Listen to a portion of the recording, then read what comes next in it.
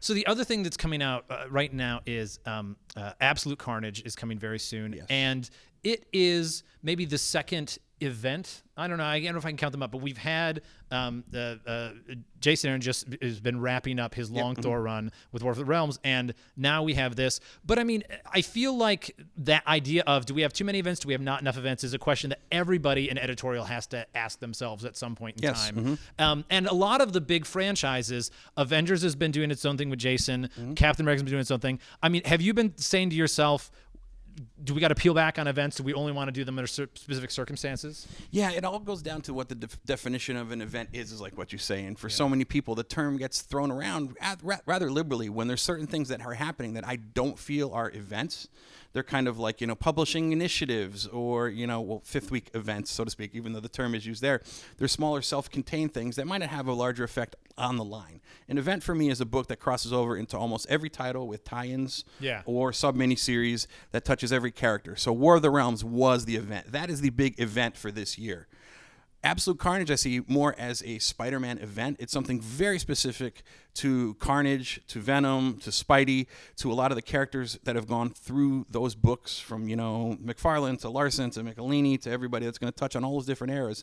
And it will bring in Captain America and, a lot of the other heroes who've tied into that. But each point that's going to bring those characters in is specifically tied to Carnage or Venom or the symbiote in some way. So in my mind, this isn't so much a line-wide event as more of a Spider-Man initiative. Speaking of Spider-Man issues, you've just announced this book whose name I'm forgetting. That Nick Spencer's writing some of it. Hickman is writing some of it. The Spider-Man book. Spider-Man Full Circle. Spider-Man Full Circle, which feels, just from what we've seen, kind of like an anthology. I mean, with that many writers, it feels like it is like that. I mean, how would you describe it? What this is a round robin book. It is. It started with Hickman, where Hickman wrote 10 pages of script, and then left the last page on a cliffhanger, and sent the script to Nick Spencer. Okay. And he had to write the next 10 pages. He wrote the next 10 pages, taking it wherever he wanted to, left on a cliffhanger, sent it to Kelly Thompson.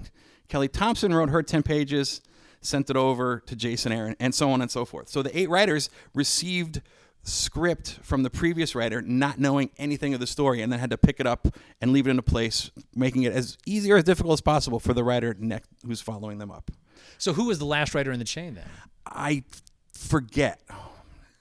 I think the last writer in the chain, I'm sorry if I get this wrong, I think it's Nick Spencer, since he is the Spider-Man writer. Oh, okay. So Hickman started it, everybody went through, and I believe that Nick Spencer is the last writer in the chain. So he's got to solve the problem. He's got to solve the problem. And I read the first 4 chapters, and they're absolutely crazy. I didn't after the first chapter, because you know how Hickman gets, and he didn't want to make it easy for anybody. And where he takes the characters and leaves them is nuts, and then but it picks up and reads very nicely.